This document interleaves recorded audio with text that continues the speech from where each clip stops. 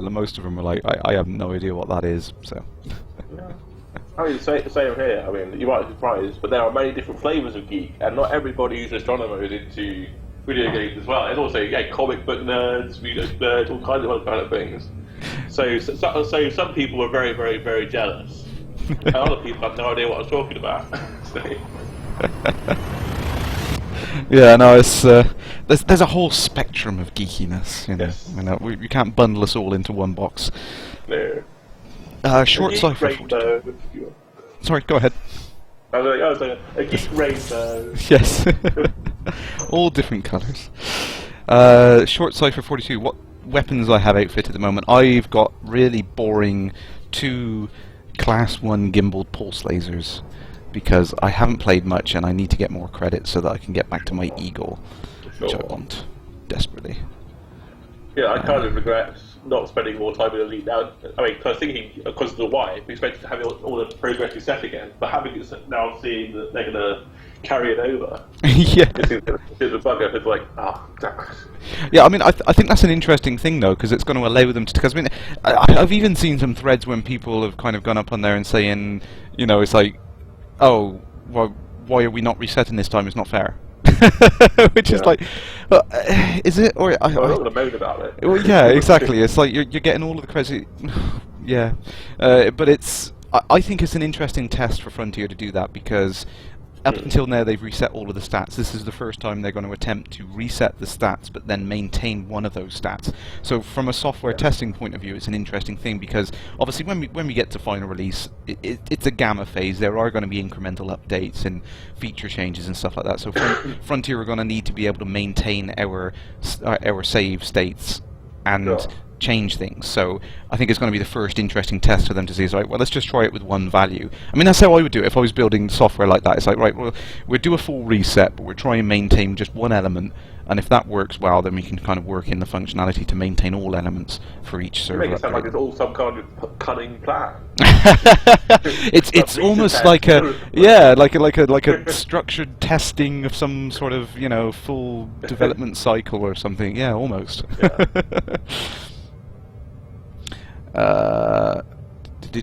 Roll on Tuesday, yes. I guess that means I'm going to have to do an extra stream, isn't it? Okay, go on. As you all ask so nicely, I'll do an extra stream of the new features. Fingers crossed that the docking networking issues get mitigated. Yeah, I hope so. I definitely think that's it's all network bandwidth related stuff. So we'll start to see changes on that. Yeah, roll on open in the entire galaxy, yeah. Yeah.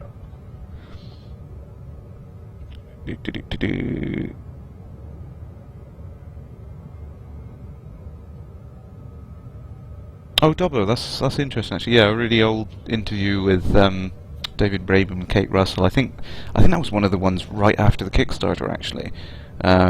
Talking about how they want to get the balance of the game right first. And that's something that you can only do once you've got a version of the game up and running. And as I've been saying all along, it's like, we wouldn't normally, as public, see this version of the game.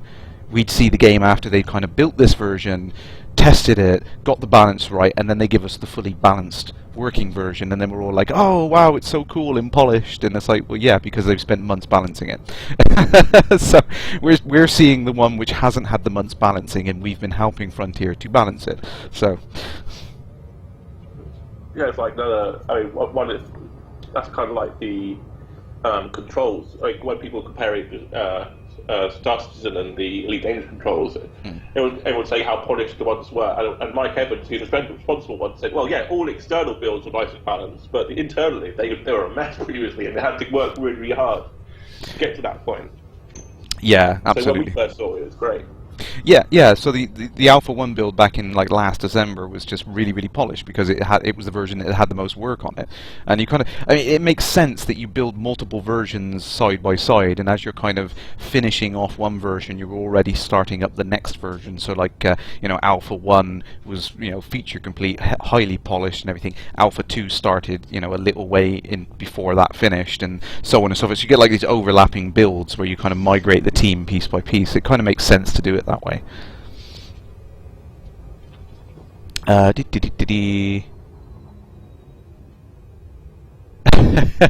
Yeah, Dobbo. Yeah, I expect everyone's going to be in the game, so they won't be watching the stream. That's fine. They can catch up on YouTube later on. Oh, Esben Rose, will we be able to transfer credits to another player? I believe there is a system planned where you'll be able to get into like a negotiation communication system somehow and chat about something. So, you know, you both kind of put something forward on the table, what you want, and then both agree on it. Seen things like that in other games. What was the last game? I can't remember the last game I saw it on. I remember it was in Theme Park years and years ago. You kind of had the you had to kind of get the two hands to meet in the middle and shake on it before all the biscuits and coffee was drunk. Yeah. Oh, Petrus just answered it. Sorry, there's a huge chat delay tonight, I think. So, Toggett, yeah, you got a point there. The game at the moment is highly combat orientated because that was the features that were most complete and Frontier wanted us to test to get right. Until we've got like the contract system, mining, you know, all the assassination stuff, and you know all the extra gameplay features which we know are coming. Until all that's in there, we're kind of limited on ways of making money at the moment. So yeah, assassination also kind of combat-y. Yeah, it is. Yeah, true. But I'm trying to think of some of the other things. I mean, there's you know trading we've obviously seen in there now. There's going to be package deliveries, passenger transport, and I mean sometimes you just had things. I remember on like the old bulletin board systems, you just had some of those events which were, have you seen this person? You know, like so information gathering, exploration. You know, there's a lot of extra features to come. But this is something that Frontiers, you know, they're happy with. They know what they want to do with it. So you know, it's going to be incrementally brought in as we progress. Oh, let's take out an anaconda. Why? Because I'm feeling daft. Somewhere between brave and stupid. And the gimbaled weapons help. I could do with some missiles, really. Oh, 22, 20. Ooh, go on, 10, 9, 8. Oh, and my weapons have warmed up. Come on. Pow, pow, pew, pew. Boom! Yes! Awesome. Cool. Mining plus seeing other players, interdiction modules. Yeah, when to kill us. Yeah, when I can't wait until we've got the interdiction systems. I'm not sure how that's going to work yet. I know it's something that was heavily discussed on the DDF thread talking about supercruise, but this idea that you'll be able to equip your own ship with a module that can interdict other players and pull them out. I'm interested to see how they're going to implement the scanning for that. I mean, how are you going to be able to identify other players popping into a system out of hyperspace and see that they're in supercruise? I want to see how the scanning systems work. I'm really interested to see that.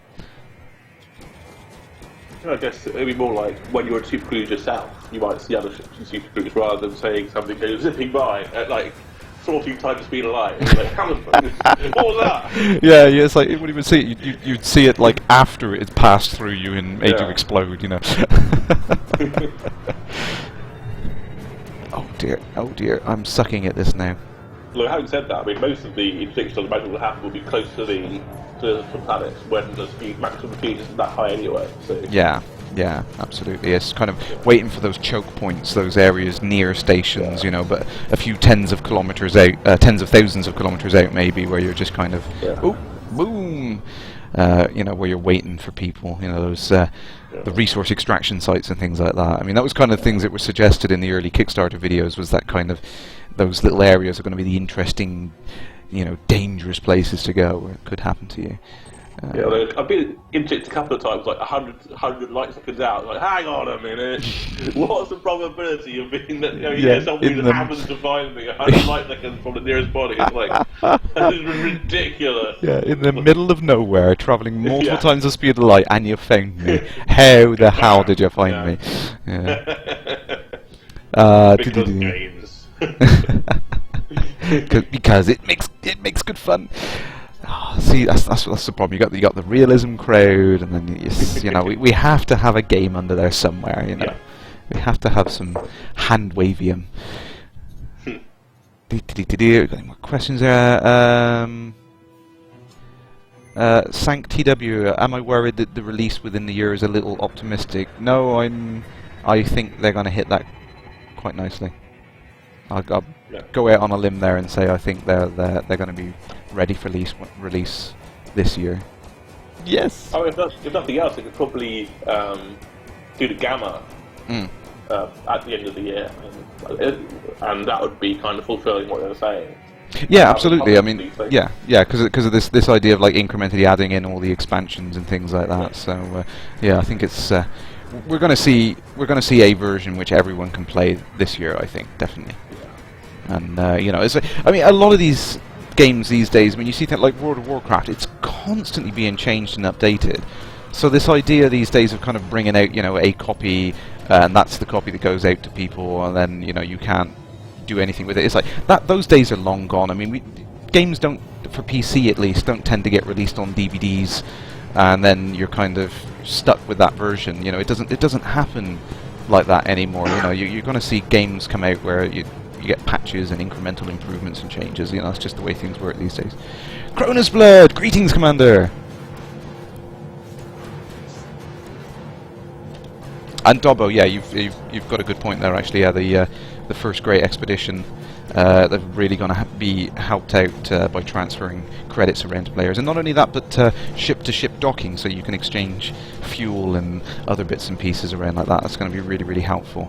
I can't wait to do that. See, that's the thing I love. As much as I don't really enjoy much in the way of you know, like multiplayer one-on-one combat, or, you know, that PvP side of stuff, but the idea of working cooperatively to an end goal, I can't wait to do that. I think that's going to be immense fun. Oh, I'm just trying to concentrate now because I'm not doing too well against this next this Anaconda. Come on. Oh. Boom! Gotcha. What have we got there? Let's fly out your way for a second. Wow, questions just went nuts on here.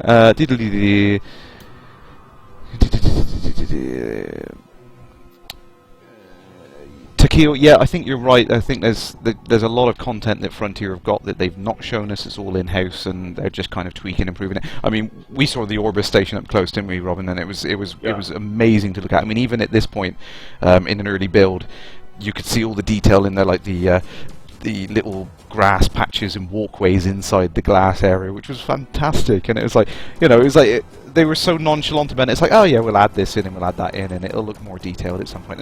And I think that's the wonderful thing about procedural generation, is that adding stuff in is just like adding another layer in Photoshop. It's just so simple to do once you've got a procedural generation system. Kind of just incrementally adding features into it is just a case. It's just like ramping it up to 11, you know, and it's going to be brilliant, especially on people out there with huge gaming rigs. They're just going to be able to turn that level of detail right up, and it's going to look stunning, I think. Well, this is why I'm not particularly worried about, you know, only showing 8 systems so far. Well, actually 9 if you count 17 components, which including the E3 build. And so yeah, because like, the way that getting this testing done is to do the hard things first, and there's also the very hardest thing was obviously combat, and then there's multiplayer stuff, and actually say make everybody else do this and propagate it towards other systems. That could be really, really easy compared to other stuff they have to deal with first. Yeah. And so yeah, so I don't see the problem of having, you know, sort of hundreds of thousands of systems, if not billions, you know, by the first release. I mean, because they said they have stuff to be walled off, didn't they? So yeah, and I think that's actually going to be very limited. I mean, I think, you know, because people were saying, "Oh, why?" That was one of the questions at E3. Was like, "Well, why have you done 400 billion? I mean, surely that takes so long to do. Why didn't you keep it to a reasonable number?" And it's like, well, it's just as easy to do 400,000 and 400 billion. It doesn't matter. It's a procedurally generated system. You just kind of let the program generate it for you. So it's not really a concern. But also, I mean, like the space stations, they said they'll be procedure generated as well, because they have a whole bunch of different parts. Yes. Like the agricultural bits, mining bits, whatever. They just stick them together from that. So. Yeah, and we saw that in some of the earlier newsletters, where, you know, these stations, as they get built up based on the economy, they kind of change and adapt for what that system needs, and you're going to see all these great variations in there. And again, no one artist had to sit there and draw every single part. the system just kind of picks the best bits and glues them together, and you end up with a realistic looking station. It's fantastic. Oh, question there. Sorry, going really quick. Esmond Rose, will there be one single server like Eve? No, actually, there are multiple geographic servers which control the matchmaking system of players, but I think I'm pretty clear in saying this, I think, is that there's going to be one single background simulation which is shared across all the servers. So every single server and every single client will have the same information about the galaxy's economies and you know, whether there's famine on this planet and whether there's a war over here and that sort of thing. So you're going to see a single consistent universe, but you're going to be matched up on servers for, you know, better network latency and all that stuff. E-Pilot, as long as it stays free to play. If you're talking about Elite, then, well, yeah, I think that's the intention. You pay for the game once and you've got it. In Cronus Blood, yeah, the game is literally just going to keep evolving and changing. Petrus, you're right there, yeah, there will be an offline single-player mode that you can play at some point as well after release. If we're all feeling like we just want a day off from the internet. Question from Bibudbis. What systems damage will cause a ship to explode before it gets to zero hull? My personal favourite, and the one I keep selecting, which is the power plant. If you manage to do 100% damage to the power plant, which is the main reactor core inside a ship, then it will go pop before the hull's completely dissipated. Kind of not really much point on the smaller ships. They tend to explode really, really quickly anyway, but on the bigger ships, you tend to get, you know, get them down to about 10-15% hull, and you can still take them out first. But then, do you get bounties? Because certainly in the old days, you wouldn't be, if you had a power plant explosion, it wouldn't actually register as a kill, and so you wouldn't get a bounty for it. No, I mean I've still got the bounty for kills like that. Oh, that's cool. Yeah, yeah. The only time I've not got a bounty, I think, is in this kind of when there's a contentious thing and it's like two people are shooting at the ship. At the moment, the system doesn't calculate like who did the most damage. It literally is like, well, who got the last shot on?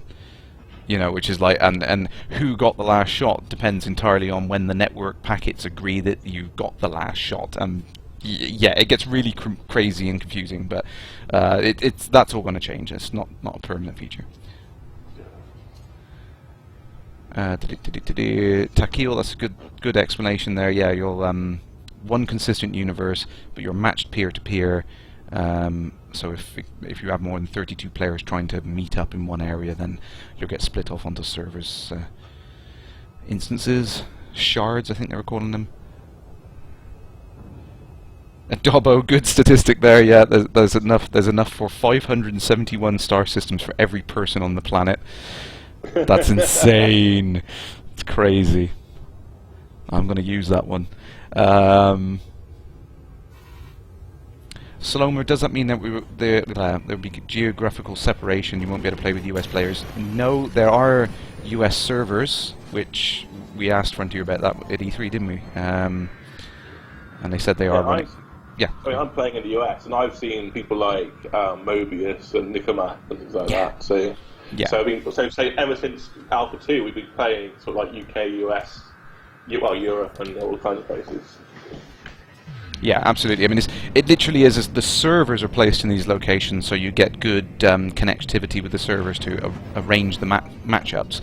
But the player locations, it literally is just down to your latency between those players. If you get a good connection with those players, then the servers will go, okay, yeah, I'm going to group you up together in the same shard. When the final game it goes to release, obviously this grouping system is going to go in, and you're going to get this preference where you can say, yeah, okay, I do actually want, you know, Bob or Joe to be in my instance all the time because they're my friend and I want to see them, and regardless of where they are in the world, they'll get the priority over other players.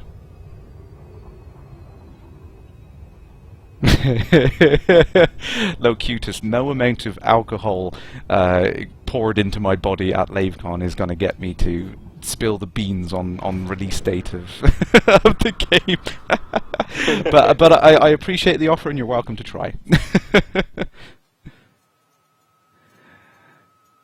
Zalabek, how will they fund updates and maintenance without money coming in constantly? Well, there's been a lot of talk about this on the forum. Obviously, it's a topic of... oh, I found a trader wandering around. Oh, awesome. Huh. I haven't done this one before. Sorry, distraction. Yeah, there's a lot of debate on the forum about how exactly to handle this kind of microtransactions and all that sort of stuff. And I think the general consensus from most people on the forum seems to be, you know, we can have these kind of like cosmetic upgrades and things like that, which is like, you know, 50p for new skins for all of your ship or something like that, you know, and little things like that I think will help do it. So I'm not too concerned about how they're going to fund it, really. They've got a plan. Some people say... Yeah, go ahead. Some people seem to think that the backers are the only people who could buy this thing. I mean, hopefully, the number of people, total number of buyers would be like 10, 20, or 100 times people who backed it now. Yeah. And so they should, after release, word of mouth will spread, and I'd expect, you know, a steady stream of people just sort of buying the game, and that would be a pretty substantial amount of cash for a good few years. So. Yeah, absolutely.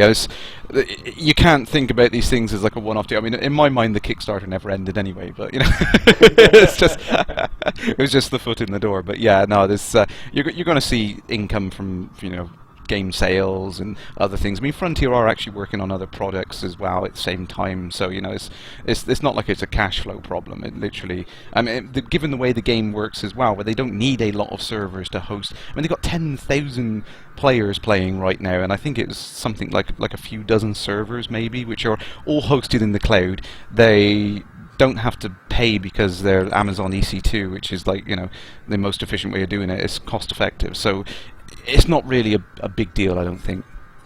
I don't know how I interact with this trader.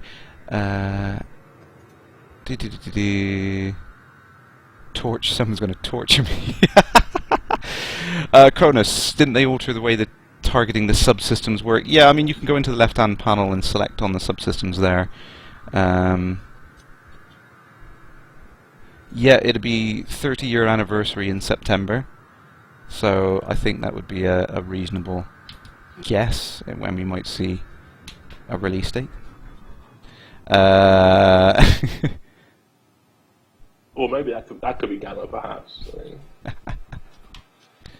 Commander Jan, how many per player? I'm not sure what that was referring to, sorry.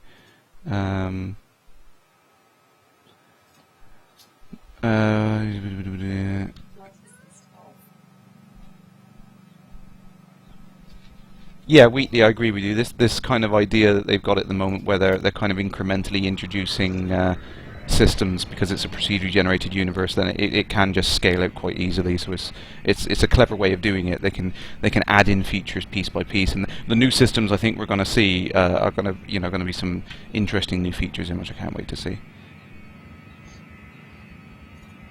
Dobbo, no, they don't own servers in the Amazon network. That's the way EC2 works. You basically rent them out. You don't have to think about the infrastructure cost or anything like that. You rent them off Amazon. They worry about keeping them up and maintained, and you know, it's fantastic. Really, really good way of doing it. Cheap and very, very effective and reliable. I've used it myself for some things.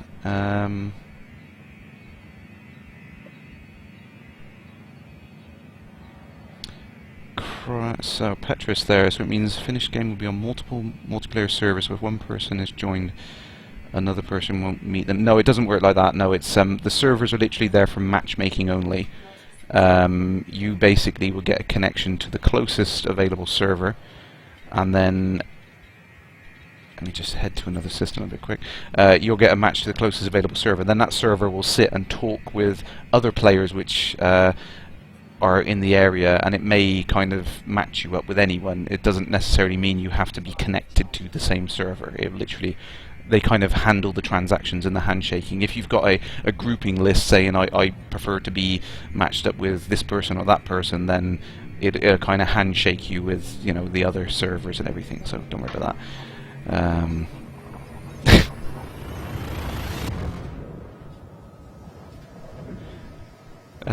Lots of threats there to get me to talk about things. No, it's not going to happen. Try some Thargoid tranquilizer. Yeah, that'll do the trick. Although it might kill me. Right, let's. So I might be over-egging the pudding a little bit there. just slight overkill, you know. just to get some information out of me. Oh my word! It's really going quick down there today.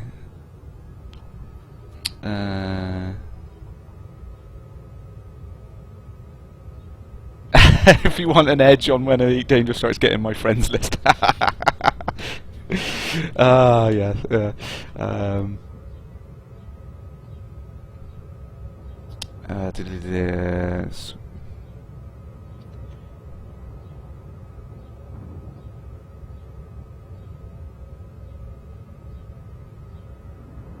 Cronus Blood, yeah. I mean, a lot of people have said they wouldn't mind playing a subscription to the game. I think that's just something they just didn't want to do. They didn't want to go down that subscription model. But it's nice to see that the community are that, you know, passionate about the game that they'd be willing to pay a subscription model. Hire out Thorpe Park again. Yeah, that would be cool. Yeah. Oh yeah, do an Elite themed ride in the theme park. That'd be awesome.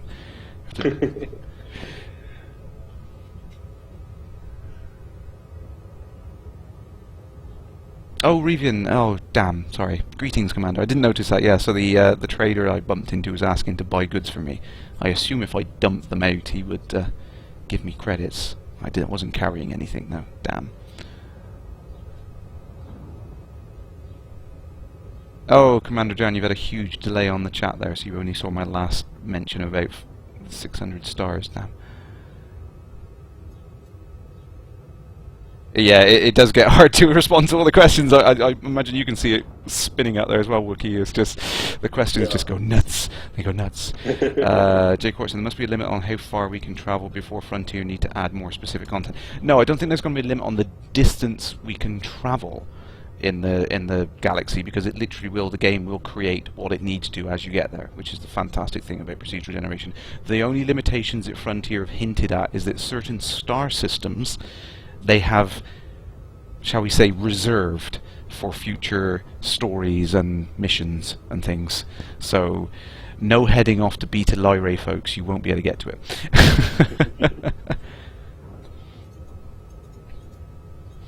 Petrus, yeah, I don't know whether the servers share the matchmaking data, but I know that Frontier have said that if you do have players internationally which are friends and they want to kind of make a preference on grouping up, then that will be possible. So I don't know exactly how the mechanism works.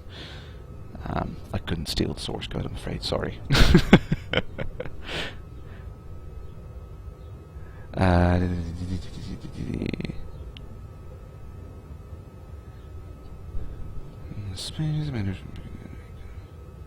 Oh, Takil, that is really cool idea, actually. You know, it's theme park idea, going back to that, having a replica of the Sidewinder cockpit to sit in.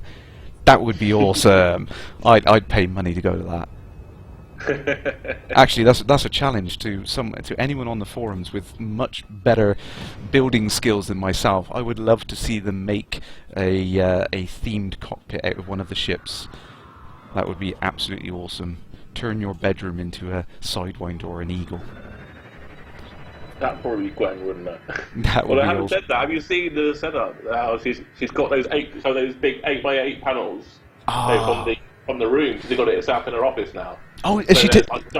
Yeah, so she took a photo, show you setup.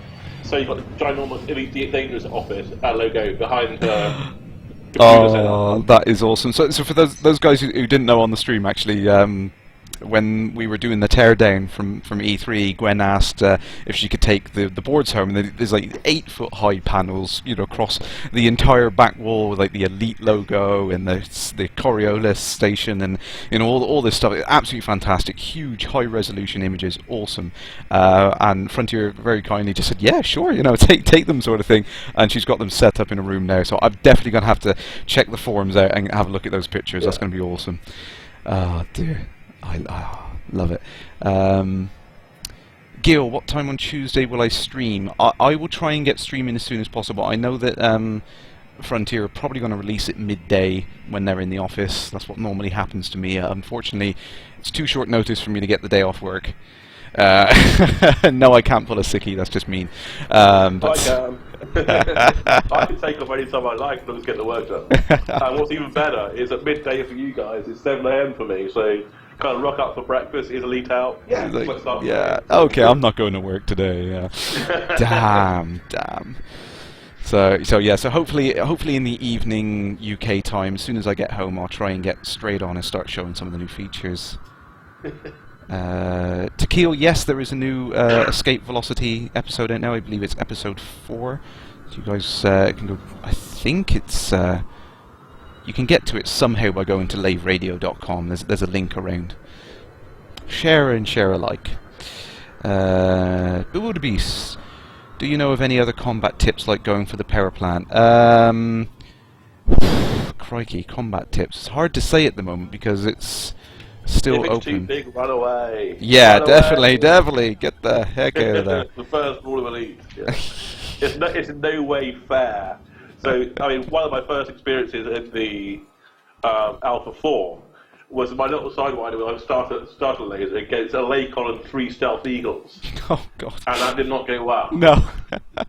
So you have to. So basically, Elite will let you get into as much trouble as you like, and then it also makes it up to you to get out of it. So it has absolutely no qualm stomping you whatsoever. Yeah, So judge your enemy. Yeah, exactly. You don't have to fight. That is a good point. That's one of the things I do love about the way that Elite works, is it's not all about having to go through that battle. It's not just that single monotonous FPS style combat. You can actually decide to get the heck out of there and live to fight another day. Oh crikey, there's so many questions. Sorry, let's try and catch up on there. Sloma, do I know if the hyperspace sequence is going to change? Yes, it is going to change. I don't know how exactly though. I'd like to see some extra details in those. I know we saw in the early Kickstarter those 3-dimensional volumetric, procedurally generated clouds. It just looked awesome. I'd love to see that used in the hyperspace tunnel. Innate Z, what do I think of Star Citizen? I would love to give you an answer, but I can't even log in to the client. There's some huge problem with it at the moment. I can't even get it downloaded and running. I've tried all sorts and I can't get on. I wanted to do a comparison, but I've just not been able to, which is a shame. That's the way the cookie crumbles, though. Quickly, just get my gear in, get my gear on. I had a brief go with it, but I've only had my Aurora. It wasn't a huge amount of fun, because even slower than a Lakon. Is it really? And it's like tooling around, just like, oh. So I think, so I'm hopeful for the future, but as of now, I could wait for a couple of updates before I try again. Yeah, I think they've got some major things they need to sort out. I know that quite famously, Scott Manley was really not very impressed with it when I saw his tweets and his videos. It's just they've got a lot of issues with the combat controls and whatnot. So definitely some things they need to sort out. People are happy with it. Yeah, I mean it must work for some people, but unfortunately I've not been able to play it. So I apologise if I miss things. I'm going to try and pick up on all question marks in the chat there. You're reading Drew Wager's. You're reading Drew Wager's Elite novellas. That's non-canon. Zach Zephyr. Which of the new Elite books would you recommend reading first? Definitely read them in order. I think Alan, Drew, and then Kate. Read them in order chronologically. It makes a lot more sense. Is that an order? I think I've had that from several people saying that's the order that chronologically they should be read in.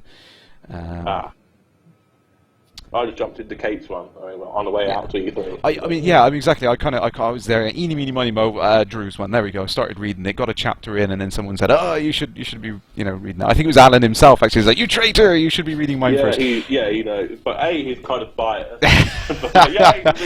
So I was like, "Yeah, you just saying that?" But oh no, okay, it is genuinely in chronological order. Sort of like it's a fiction guru, hasn't he? Sort of wordsmithing out everything in the universe. So he should probably know. Maybe. We got a question for you there off Dobbo. What is it like in the US that Elite Dangerous is a UK design built-in game? I suppose There's a few funny. Very lonely. I keep trying to tell people all about it. And at E3, it was obviously saw lots more people. But yeah, so yeah, there's quite a few major kind of US websites I've been trying to sneak stuff onto, like Giant Bomb and Idle Thumbs, which are kind of very popular over here. But a lot of people haven't heard about it. People who do see about it, then they do seem pretty positive. But it's just a question of getting the word out. And I think a few months down the line, when it's more of a big thing, then everyone will be talking about it. I could wear my Elite Dangerous Ambassador's t-shirt and be mobbed by groupies. But until then, there's definitely not that many people know about it over here. I mean, some of the stuff that I really like is the just the subtle little things that let you know it's British, like the green and red lights on the front of the station. It's like the green is on the left, you should pass on the left, because that's the correct. It's upside down. No, it's the correct side to pass on. It's brilliant, lovely little subtle things like that. Yeah. Jake Horton, any thoughts on renting or advertising the boards outside the stations for Domino's Intergalactic Pizza? Oh my god, that'd be terrible. It's one of the things that was brought up on the forums, actually. It was under consideration. I don't know whether they're going to go that route, because it's kind of, I think it kind of spoils it from an immersion point of view. Like, would Coca-Cola exist everywhere in the galaxy in 1,000 years? To be honest, probably yes. Yeah, well, probably, yeah. Did I lose docking permission there? No, someone stole my pad, damn them. How many credits I got now? You can see on the screen now I've only got 13,000 credits. I reset my save a couple of times. Yeah, I've not been really playing it to make money, I've just been messing around. Testing, thoroughly and adequately testing. Yes, absolutely messing around, yeah, of course, yes. And Cronus, you got a point there. It's very difficult to compare Elite Dangerous to Star Citizen, because they are completely different games. Star Citizen is a very kind of like story-orientated game, and they're building it from the ground up with like all of the features. And Elite Dangerous is, here's you, do what you want, sandbox, advance your character however you want to do it. That's what Elite's always been about. Arky 00. Dear Christ, this looks incredible. That's awesome. That's exactly the reaction we got off everyone at E3. It was brilliant. Sit them in the chair, right? Here's your buttons, here's this, go outside, and oh yeah, look, all those stars there in the background, yeah, they all exist, and they're in the real Milky Way galaxy. Here you go. All of them ever. 400 billion. You can share the star map once you get out of the space station, maybe. Yeah, it's just brilliant. When you do that thing, you zoom into the galaxy center, and here you go. Yeah, every single one of these points of lights. Yeah, you can go there and do stuff. How cool is that? It might take you a while. Yeah, you have to be pretty patient, but yeah. When they say that Grand Theft Auto is a sandbox, and then you look at this, you're like, yeah. Firebear Manpig, nice name. I like that. Get the reference. Should I buy an Eagle now or wait until the 24th? Just save your credits for the time being. What they've said is they're going to do is they will reset. Everyone's going to go back to a Sidewinder, but they're going to give you all of your credits back and the cost of your ship back and everything. So you're going to go back in a Sidewinder anyway, but you're just going to get all your credits back. Petrus just said that immediately after. Sorry, didn't see that. Money, yes, you keep your money. Yeah,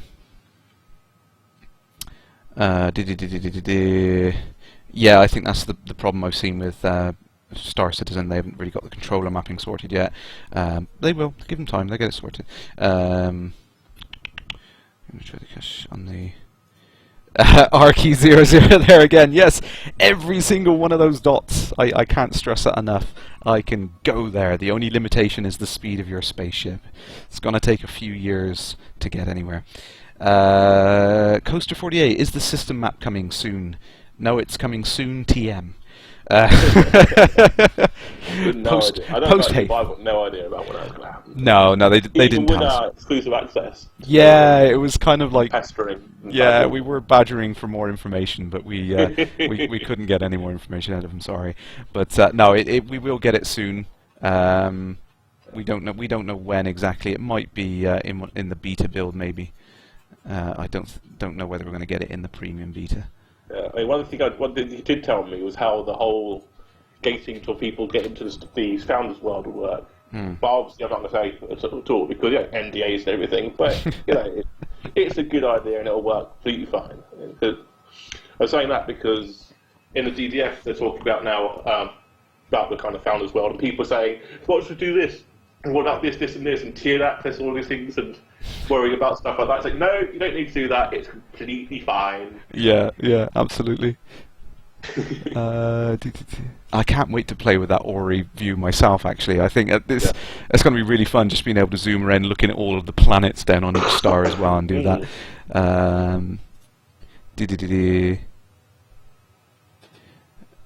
Arky there, your brain is having a hard time comprehending that much. It is literally the entire Milky Way galaxy. They've got what was the quote? We do the E3 thing. There's 160,000 real stars from real data like Hubble and Kepler information and all that, and it's all in there. And then beyond that 160,000, there's 400 billion generated star systems. We said that so much. Now one of my favourite people is like Greg Tito from Escapist Magazine. He was really happy with it, and he was saying, first of all, it's like infinity punching him in the gut, but also he said it was like inside the total perspective vortex from Hitchhiker's Guide. Whoa, mind blowing! yeah, it's just. Arky, Arky is like, I want it. Yeah, it's awesome. Well, you can buy into the beta right now, actually, if you go to elite.frontier.co.uk, you can buy into the premium beta right now. I have to say, you can't go to all of these stars yet, but they're incrementally opening them up as the beta goes on. So we've got this little bubble to play with at the moment. There's all this. I just love the depth, the sheer depth of it. It's awesome. The non-credit reset. Not sure if I get the credit. Oh, sorry. Yeah. So the credit reset. Yeah, you'll get everything back. Cost of your ship, whatever you had, it'll all come back. So you can just pick a ship. If you've got enough money for a Lakon straight at the back, you can just jump straight in a Lakon. One thing I'd say to people who are coming new to the streams or new to the Elite and saying, I want it. It is still very, very early. Yeah. And there's lots of bugs and lots more player killing than there will be in the final game. Yeah. So it can be kind of frustrating at the moment. But if you're happy to do with that, then that's awesome. Yeah. Yeah, it is very much a test to the moment. That's kind of the point. But I just love the fact that we can explore around the galaxy map here, and we can look at all of these stars. You've got the Sol system. I'll let people shout out any stars they know they want me to punch in. I'll let them view it. But we can't see the actual system itself. No, we can't zoom down to the actual system, but I can. That is coming. That's coming soon. We will be able to do that. But here's the Sol system. We can see some of the popular ones in there. Barnard Star, Ross 154, Alpha Centauri. It's all there. Going to be able to get there.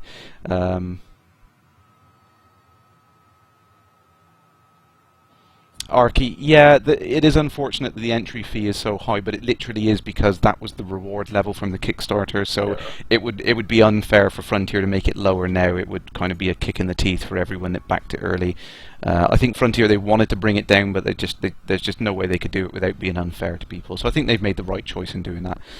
But we will be in standard beta soon, and that's not a big jump. I'm hoping we're going to see lots more people. Half the price. Jumping. Yeah, exactly, absolutely. Is that? And even more players. Absolutely, yeah. It's got to be insane. I believe that's. Is that Ryan's belt over there? I think it is, isn't it? You won't see that just yet, but there's. There's constellations switched on, so you can see Orion's thing, and that's the thing I love. Even when you come out, you've got the galaxy map here, but then when you came out and have a look around, that background is actually that same three-dimensional image that I was just playing around in. But I can fly in it. How cool is that? Yeah. What did I miss on there? You're asking to show the three new stars, but I can't remember what they're called. Oh, the new systems. Hang on, let me just quickly.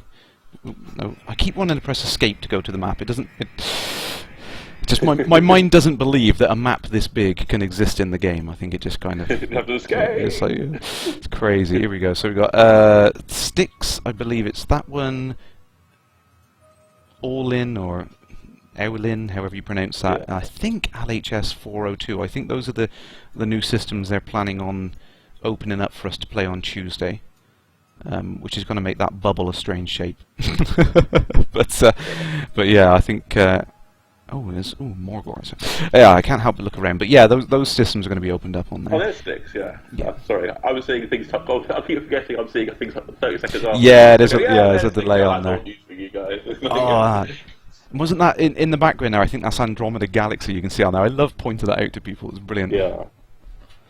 But what's really cool about that is you can only see the bulge, because that's the brightest bit by a long, long way. So, if you're looking at it with just your eyes or even with a telescope, that's the only thing you can see unless you start scaling it logarithmically, or if you take a photo of it and integrate it over a long time. Yeah, and to up the thing on there. But that's one of the things that like David was talking about as well, was like the like the cockpit glass, is like if it's got some sort of filter on it. Is it alpha filter? I think that's something you said.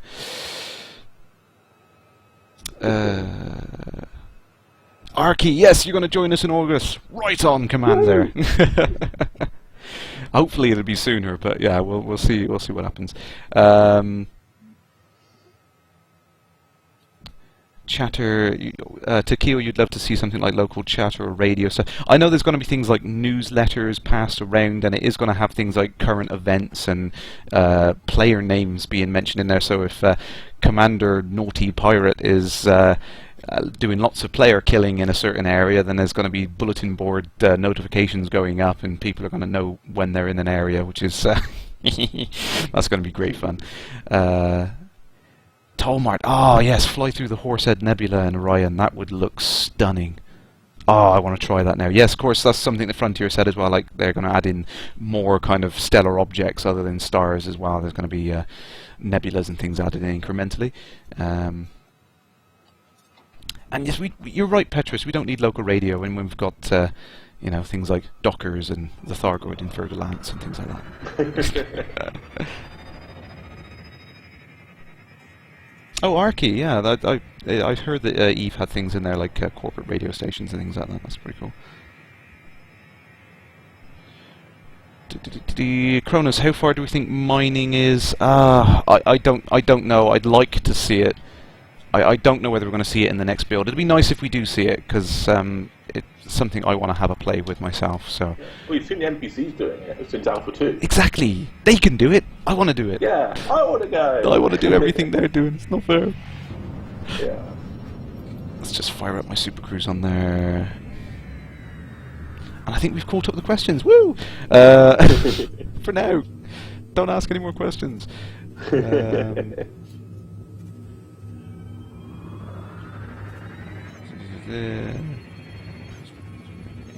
Yep.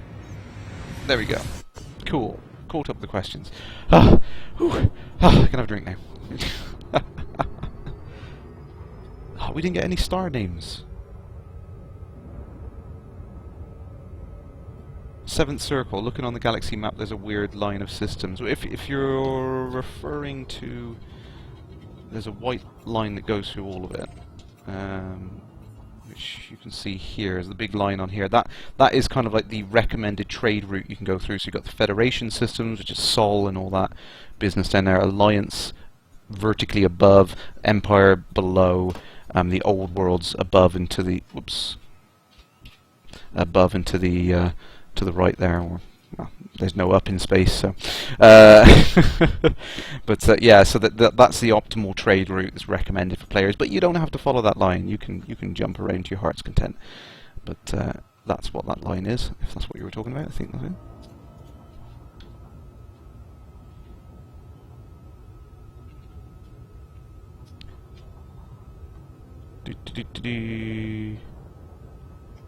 Will there be pirate radio stations? I'm sure the community are going to come up with pirate radio stations. Valky there, the new ship has a larger cargo bay and only one hard point. Yeah, so maybe mining, trading will be something which is a little bit more possible.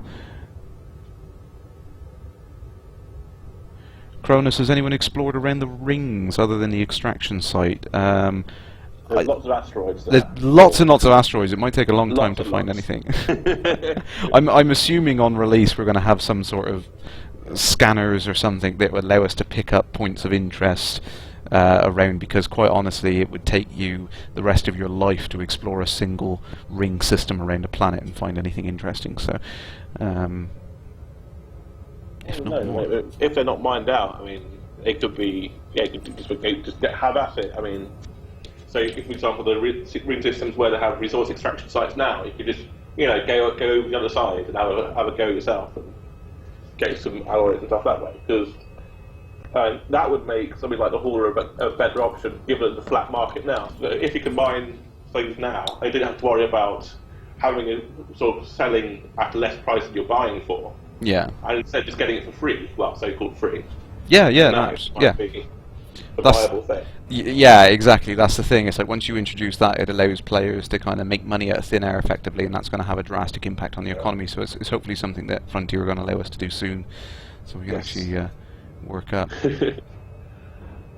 Oh, Seventh Circle. Yeah, I think I know what you're referring to now. Yeah, on the galaxy map, I have spotted this myself. There's a cluster of stars in a straight line. I think is that the Pleiades? Let me see if I can. I'm not sure it's Pleiades. Pleiades. Sorry, yeah, my pronunciation's terrible. You can ignore me. I will go with the guy from NASA. Yes, there it is. Yeah, there's a little cluster over here. You got a straight line with a group of stars. Probably if I can see it now. Yeah, it's I'm not sure what it is.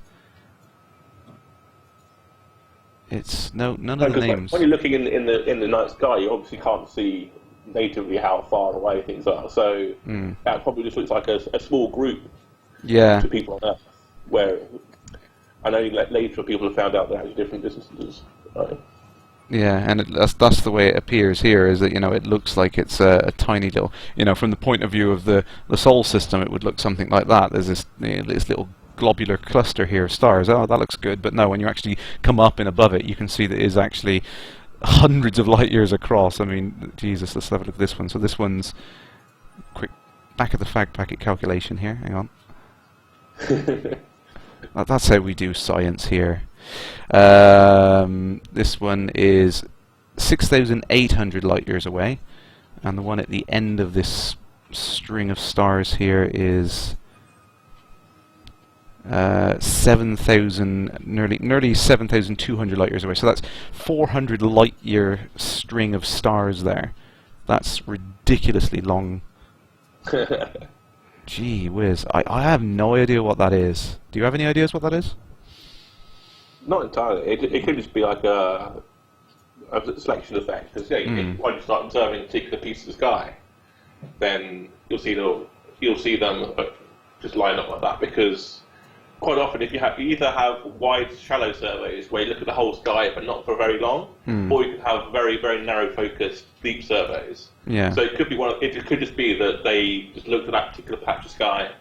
Ah.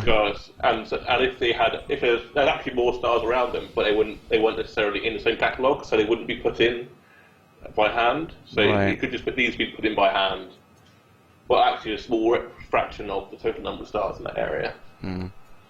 I mean, that kind of sense. yeah. I mean, that kind of falls in line with the stuff that Michael Brooks has said about the fact they've added in, real star information. So they've probably kind of taken that catalogue of information, and it's where someone's done a study on that region of the sky, and that's why there's like a little glob of stuff there, which is. Yeah, it's really weird if those sort of procedure generated. But I think those are real stars. I think.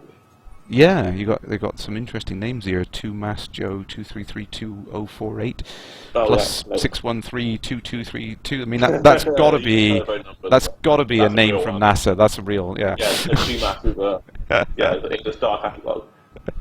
Absolutely. So yeah, there are some really, already there's some really interesting little things. I've not really taken the time to go and dig around, but this kind of makes me think now. I'm going to spend hours and hours just looking for interesting little star clusters.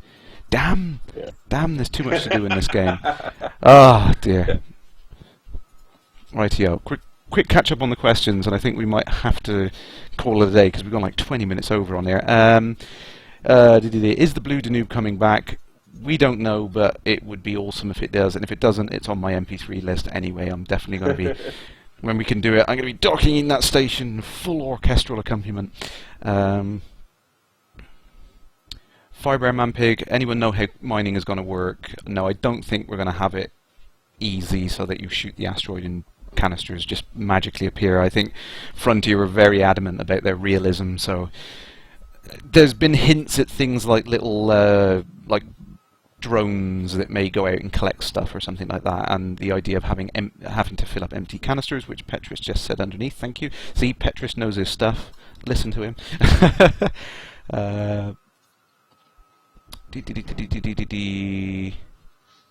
Oh, Cronus, yeah, good point. I think I understood where you were coming from. I think we didn't touch on that, but yeah, the idea that you'll be able to set up your own extraction site, you'll be able to find a place in a ring, scan for an area high in minerals, resources, and then kind of set a little beacon there, and that becomes a point of interest then that other players might find by accident or because you tell them where it is or something.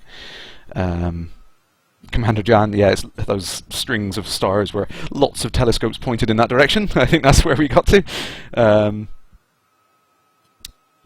Seventh Circle. No, it's not a galactic signpost of the Thargoids telling us to come this way, don't worry. Well, yeah, well, it's real data, but maybe Frontier are going to play on that. Coaster 45, no, I have not seen that star yet. I tried punching it in and I could not find it. BD plus 12 2966. I think it is a real star name, though. You're definitely right there. Okay, there we go. I think we've caught up on all things on there. So yeah, so sorry for everyone who's just recently joined. We have been going a while now, but we will be back Tuesday night because the new build of the game is going to be out that day. Yes, so it's Tuesday night GMT. I'm going to do it as soon as I possibly can to show you guys the new features, which I can't wait for. It's going to be really, really interesting. Hopefully, we're going to have some of the things we talked about tonight. And we'll see where we go from there. So I'll just say thank you very much to Dr. Wookie for joining. You're welcome. It's great. Yeah, great to have you aboard. And we definitely we're trying to arrange some more streams like this. I'm going to try and get Ambassador Gwen to come and join at some point. It'd be nice to hear from her again. But up until now, it'll be 2 weeks now until LaveCon. So if you haven't got your tickets, go and get your tickets. I know. I wish you could all come, but it'd be fantastic fun anyway. I'm going to be doing a live stream at LaveCon 1 p.m. on the Saturday, so on the Sunday, sorry. So those of you who can't make it to LaveCon, then you'll be able to. Kind of early in the morning for me. Yeah, it's going to be really, really early, but we can catch up. But there we go. So thank you very much for everyone joining tonight, and I'll see you again shortly. Cheers.